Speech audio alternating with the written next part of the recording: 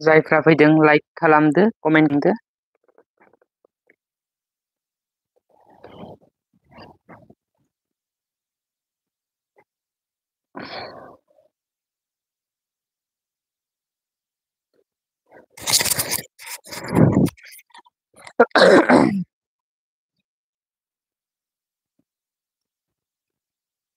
बाय इलेक्शननि result update लानानै फैदों नोंथांमोननि गेजेराव।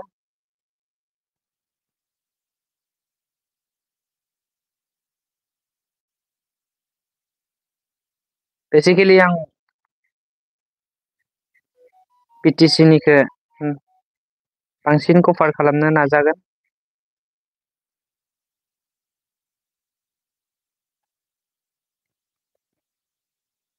जोंहा बिटिसिआव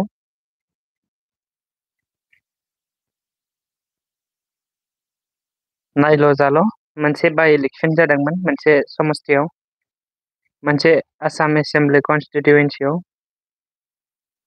बेनो जाबाय 31 नं सिडली बिधान सभा। आरो बेवहाय गासै मोन 11 राउन्डआ जानानै थांबाय। बेवहाय गासै मोन 20 राउन्ड जागोन।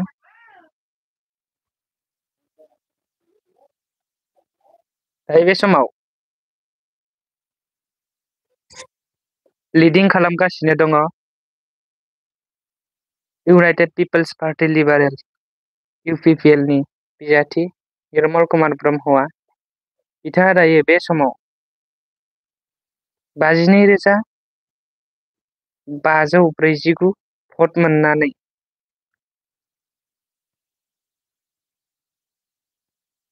लिडिं खालामगासिनो दङ। आरो नेक्स्ट सेकेन्ड पजिशनाव दङ बिपिएफ तामिलनाडु बड'लेण्ड पिपल्स फ्रन्टनि बिजाथि सुध्द कुमार बसुमतारी बिथाङा गासै दा बे समाव 30,788 भट मोनदों।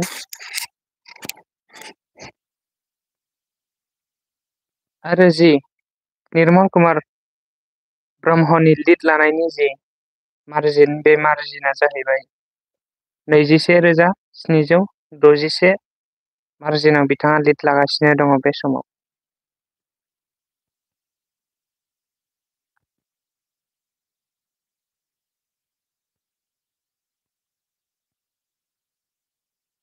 Big political update.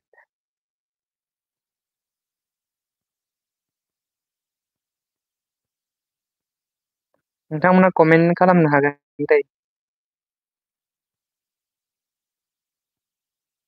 सेयार देरहागोन सोरजों। दासिमबो 12 राउन्ड मोनफैथ'वाखै। जेब्ला 12 राउन्ड मोनफैगोन अब्ला रिजाल्टखौ मोनथिगोन।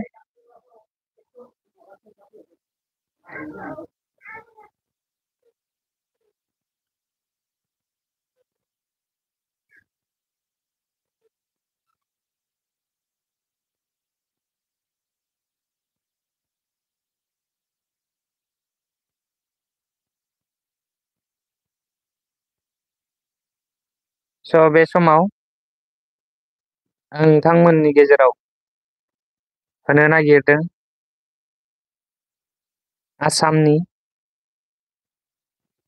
आसामाव दावहालियाव धलायाव 11 नं धलाय समस्तियाव भारतीय जनता पार्टी थामहिनबा बिजेपिनि पार्टी निहार रन्जन दासआ लिड लागासिनो दङ। सिडलीयाव निर्मल कुमार ब्रह्म इउपिपिएलनिफ्राय लिड लागासिनो दङ। आरो बङाइगाव 32 नं बङाइगाव एसेम्बलि कनस्टिटिउयेन्सियाव लिड लागासिनो दङ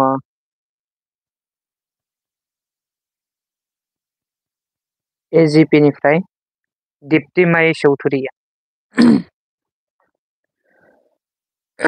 बेनिफ्राय नेक्स्टआव बेहेलियाव लिड लागासिनो दङ दिगन्त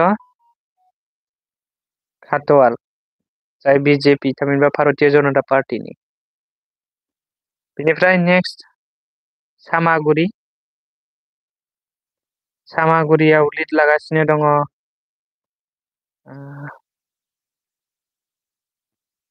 international Congress that means INC निफ्राय तानजिल हुसेना सामागुरियाव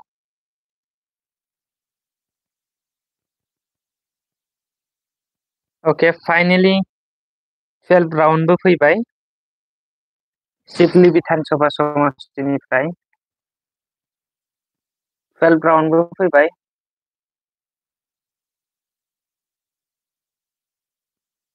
इउनाइटेड पिपल्स पार्टी लिबारेलनिफ्राय बे समाव 57,744 भट मोननानै दङ आरो लिड खालामगासिनो दङ 23,876 मार्जिनाव बेनिफ्राय सुद्ध कुमार बसुमतारी बिथाङा 33,868 भट मोननानै दङ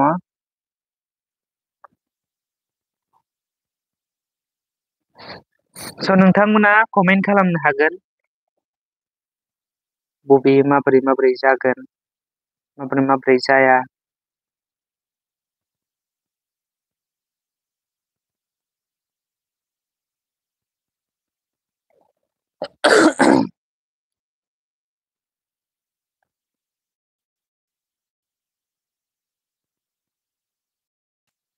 नायनो हागोन नोंथांमोनानो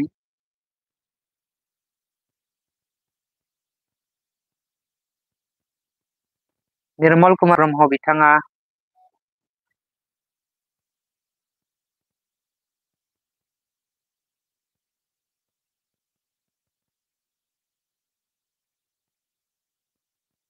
57,744 भट लानानै लिडिं खालामगासिनो दङ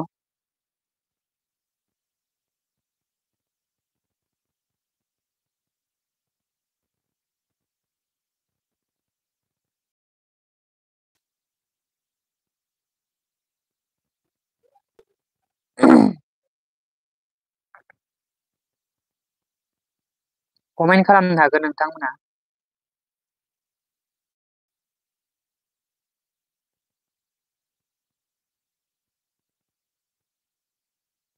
सन्जिब औवारिया 3,775 भट मोनदों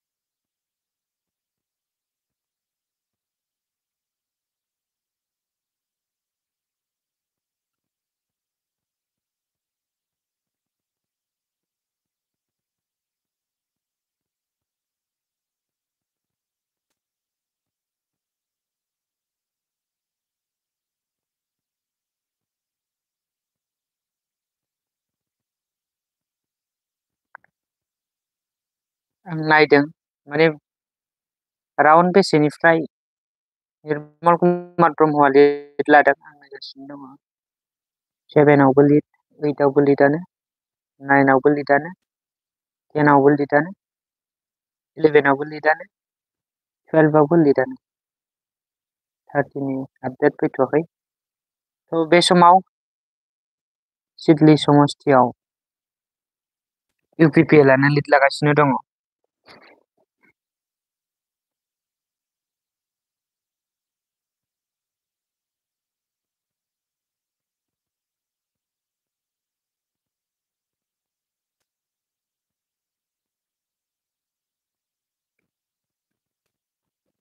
कमेन्ट हरनो हागोन नोंथांमोना आरो भिडिअखौ लाइक होनानै होनो हागोन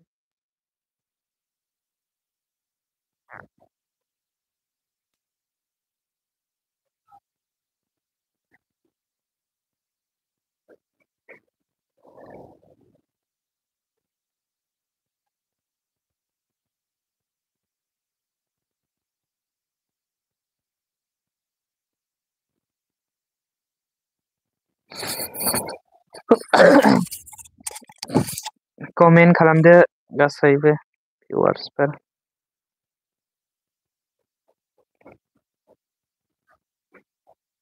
अन्नानै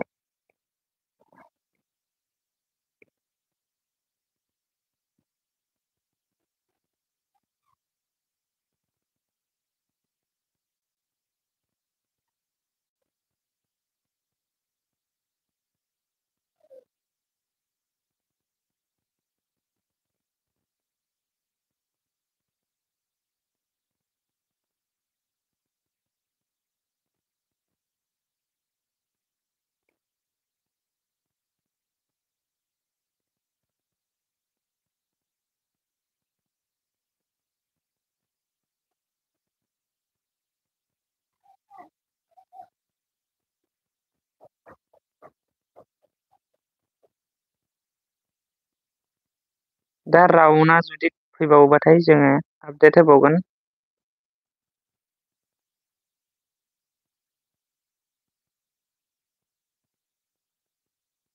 बे समाव नोंथांमोना कमेन्ट खालामनो हागोन।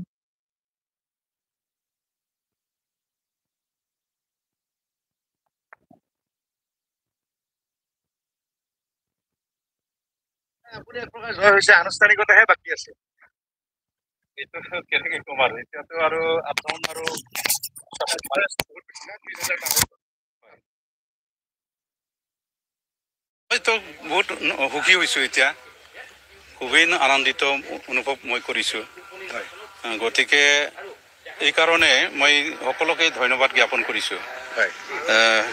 এক নম্বৰত মই আমাৰ অসমৰ মুখ্যমন্ত্ৰী ডক্টৰ হিমন্ত বিশ্ব শৰ্মা, তেখেতৰ গাইডেন্স মতে, তেখেতৰ পৰামৰ্শ মতে আমি কাম কৰিছোঁ। আমাৰ নেতৃবৃন্দসকলে কাম কৰিছে আৰু লগতে আমাৰ UPP দলৰ সভাপতি তথা PTRৰ মুৰব্বী প্ৰমোদ বৰছা, তেখেতসকলে সঘনে মানে মেল মিটিং কৰিছে আৰু বহু মানে পৰিস্থিতি বুজি পেলাই কেনেকৈ মানে পলিচি ল'ব লাগে এইখিনি কাম তেওঁলোকে কৰিছে পৰ্যায়ক্ৰমে। যাৰ কাৰণে আৰু এক মিনিটে আমাৰ BTRৰ মুৰব্বী বড়ো ছাৰে, প্ৰমোদ বড়ো ছাৰে বিভিন্ন উন্নয়নমূলক কাম কাজ কৰি আছে, বৰ্তমান কৰি আছে আৰু কৰি থাকিবলৈ তেওঁ আগবাঢ়ি আছে। গতিকে তেখেতৰ কাম কাজটো চাই পেলাই ভোটাৰ ৰাইজে মানে মিত্ৰজোঁটৰ দল প্ৰাৰ্থী মই নিৰ্মল কুমাৰ ব্ৰহ্মক তেওঁলোকে মানে ভোট দিছে বুলি মই ভাবোঁ। দাদা, এইটো এটা সমষ্টি অত্যন্ত গুৰুত্বপূৰ্ণ। ইয়াৰ পৰাই ৰূপনাথ বৰ্মা এটা সময়ত মন্ত্ৰী হৈছে, চন্দন বৰ্মা ইয়াৰ পৰা মন্ত্ৰী হৈছে। তো এই যে 1.5 বছৰ পাব, আপোনাৰ কি কাম কৰিবলগীয়া আছে? কৰিবলগীয়া বহুত থাকিব পাৰে। এতিয়ালৈকে মই একবাৰে কি কাম কৰিব লাগে এইটো ক'ব নোৱাৰিম। মই পৰ্যায়ক্ৰমে এইটো মই চাই চিতি পেলাই কাম কৰিবৰ বাবে মই প্ৰস্তুত হ'ম। তথাপি আপুনি জিলা সভাপতি যিহেতু আছিলে, এনে এটা আশা থাকিব নহয় যে মই দিছপুৰত গ'লে এইখিনি কাম কৰিব পাৰোঁ তেনেকুৱা? ইয়াতে আছে, যাতায়াতৰ ব্যৱস্থা অলপ কৰিব লগা আছে। 4খনমান দলং ইয়াত নিৰ্মাণ হ'ব লাগে। এইপিনে কচুতলাত চাম্পা নদীৰ ওপৰতো দলং এইটো কনষ্ট্ৰাকশ্যন হ'ব লাগে। লগতে এইপিনে লাংকাৰ নদী বুলি আছে, তাতো দলং হ'ব লাগে। এইপিনে নাঙলভাঙা আৰু খানামাখৰা দুটা নদীত মানে এইটো দলংটো যদি নিৰ্মাণ হোৱা যায় তেতিয়াহ'লে যাতায়াতৰ ব্যৱস্থা এই আমাৰ 31 নং চিল্লি যিটো বিধানসভা এৰিয়া, এই এৰিয়াটো ডেভেলপ হ'ব আৰু। ঠিক আছে দাদা, ধন্যবাদ। হয়, এয়া আছিলে নিৰ্মল কুমাৰ ব্ৰহ্ম ডাঙৰীয়া, তেখেতক আমি ধন্যবাদ জনালোঁ আগতীয়াকৈ। আৰু আমি চিডলি বিধানসভা সমষ্টিৰ বিষয়ে আলোচনা কৰি আছোঁ বা বঙাইগাঁৱৰ বিষয়ে আমি আলোচনা কৰি আছোঁ। আমাৰ কেমেৰা পাৰ্চন পলাশ আছে, আমি আছোঁ, আমাৰ স্থানীয় সাংবাদিক আছে। গতিকে যদি আমি কৈছোঁ, মই ৰূপনাথ ব্ৰহ্ম ডাঙৰীয়া 1951 বা 61ত ইয়াৰ পৰাই বিধায়ক হৈ তেখেতে মন্ত্ৰী, এনেধৰণে বহু বিধায়ক আছিলে। আজি যদি 70 বছৰত চোৱা যায় 10 গৰাকী। আৰু ইয়াৰ আগতে চন্দন ব্ৰহ্ম, তেখেতে 3বাৰ জিকিছিলে, জিকি তেখেতে মন্ত্ৰী হৈছিলে। এইটো চিডলি সমষ্টিৰ পৰাই, চিৰাং জিলাৰ সমষ্টি আৰু এটা পুৰণি সমষ্টি। সেই 1951ৰ পৰা এইটো সমষ্টি আছে। বহু সমষ্টিবিলাক নতুন থাকে, চোৱা যায় 126টা সমষ্টিৰ ভিতৰত। কিন্তু এই চিডলি সমষ্টিয়ে ইয়াত মন্ত্ৰিত্বৰ সোৱাদ পাইছিলে চন্দন ব্ৰহ্মই। এই সমষ্টিটোৰ পৰাই মন্ত্ৰিত্বৰ সোৱাদ পাইছে ৰূপনাথ ব্ৰহ্ম ডাঙৰীয়া। তেখেতৰ নামত গুৱাহাটীৰ ISBTটো নামাকৰণ কৰা হৈছিলে, যে সেই ISBTত যেনেকৈ ৰূপনাথ ব্ৰহ্ম ডাঙৰীয়াৰ নামত ISBTটো আছে। গতিকে হয়, আজি বড়ো সম্প্ৰদায়ৰ পৰা প্ৰমীলা ৰাণী ব্ৰহ্মই মন্ত্ৰী পাইছিলে, ৰূপনাথ ব্ৰহ্ম ডাঙৰীয়াই মন্ত্ৰী পাইছিলে, আৰু বহু ব্যক্তিয়ে যমন সিং ব্ৰহ্ম বা এনেধৰণে ৰিহন দৈমাৰী মন্ত্ৰী পাইছিলে। কিন্তু এতিয়াও UG ব্ৰহ্ম ডাঙৰীয়া মন্ত্ৰী হৈ আছে। কিন্তু তথাপিও চিডলি সমষ্টিটো সঁচাকৈ এটা লাকি আৰু এটা গুৰুত্বপূৰ্ণ সমষ্টি। সমষ্টি আৰু ইয়াৰ ওচৰতে বঙাইগাঁও সমষ্টিটো আছে তাত আমাৰ উপানন্দ সাংবাদিক আছে তাতে দীপ্তিময় চৌধুৰী এক প্ৰকাৰ জিকিলে সেই সমষ্টিটো অসম গণ পৰিষদ দলৰ দুৰ্গ হিচাপে চিহ্নিত হৈছে এইবাৰ 9 টাইম হৈ যাব 8 টাইম তেখেতৰ হাজবেণ্ড ফণীভূষণ চৌধুৰীয়ে জয়লাভ কৰিছিলে সংসদলৈ গ'ল তেখেতৰ সহধৰ্মিনীয়ে এইবাৰ প্ৰথমবাৰলৈ বিজয় সাব্যস্ত কৰিছে আনুষ্ঠানিকতা বাকী আছে আৰু আমি যদি কওঁ যে তেখেতৰ যুদ্ধটো পোনপটীয়াকৈ হৈছিলে ব্ৰজেনজিৎ সিংহৰ সৈতে আৰু মই এটা কথা আগতেও কৈছিলোঁ আকৌ এবাৰ কৈছোঁ যে গোটেই যদি আমি এই বেল্টত চাওঁ তেতিয়াহ'লে গোসাইগাঁৱত এটা সময়ত অসম গণ পৰিষদ দলৰ বিধায়ক আছিলে পনেন্দ্ৰ মুছাহাৰী এজিপিৰ বিধায়ক আছিলে তাৰ ওচৰতে যদি চাই আপুনি পশ্চিম আপোনাৰ বিলাসীপাৰা সমষ্টিৰ আলি আকবৰ মিয়া এজিপিৰ এম এল এ আছিলে তাৰ ওচৰতে যদি আপুনি পূব বিলাসীপাৰা চাই তেতিয়াহ'লে তাত প্ৰশান্ত বৰুৱা এম এল এ আছিলে এজিপিৰ ফণীভূষণ চৌধুৰীটো আছিলেই তাৰ পিছতে আপুনি অভয়াপুৰী দক্ষিণত ৰবীন বণিক্য এম এল এ আছিলে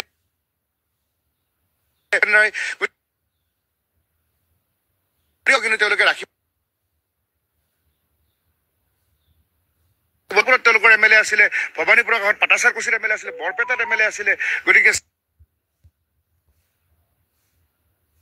এম এল এ আছিলে বৰমালৈকে বা এনেকৈ অসম সমগ্ৰ অসমত তেওঁলোকৰ যিটো আছিলে এতিয়া গৈ সংকুচিত হৈছে जिखुनु थाङै थुङै माने मुथा-मुथि मोजां मार्जिनावनो देरहागोन होननानै जों बयबो आन्दाज खालामनो हायो आरो दा बिथाङाथ' बिथांनि लिडिं लानो हायैयाथ' बिथांनिल' खोथा नंला जाहैबाय बियो बिथांमोननि दोलोनि आफादगिरि बा बिथांमोननि गुबुन गुबुन बिबानगिरि बिथांमोनहा हयथ' माबादि माने थांनाय समाव माबादि खामानि मावदों बे बिथांमोननि खोथासै आं बिथांमोननि खोथाखौथ' आं जेबो बुंनो हाया बेथ'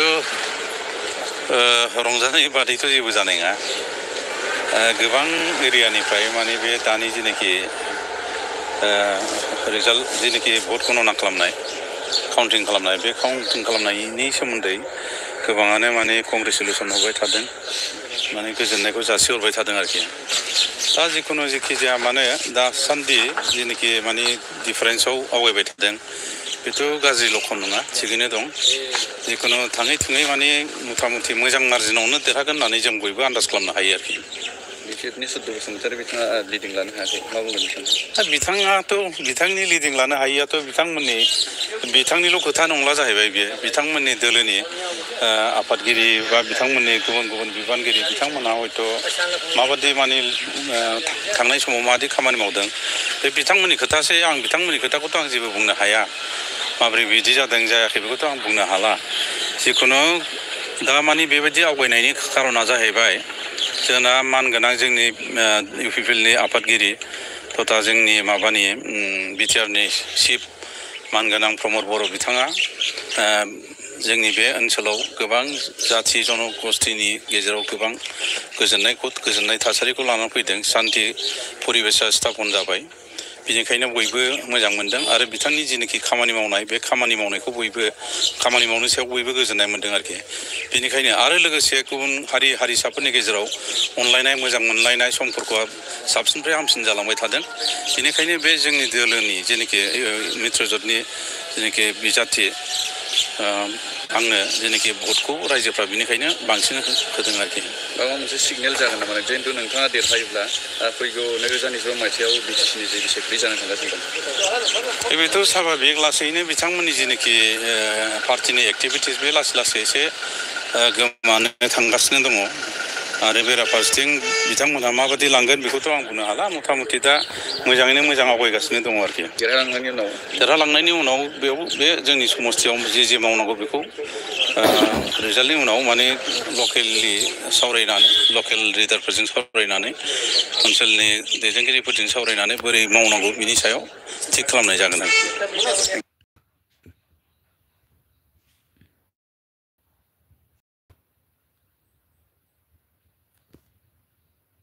চাওক মানৱ যিটো 2273টা ভোটত এই সমষ্টিটোত বিজেপি প্ৰাৰ্থী দিগন্ত ঘাটোৱাল আছে আৰু কংগ্ৰেছৰ প্ৰাৰ্থীগৰাকী 2273টা ভোটত পিছ পৰি আছে এই সমষ্টিটোৰ 17টা পঞ্চায়ত আৰু এই 17টা পঞ্চায়তৰ ভিতৰত ইতিমধ্যে আমাৰ হাতত যি খবৰ যে 3 খুঁটি পঞ্চায়ত আৰু ৰতুৱা পঞ্চায়তৰ যি ভোট গণনা সেই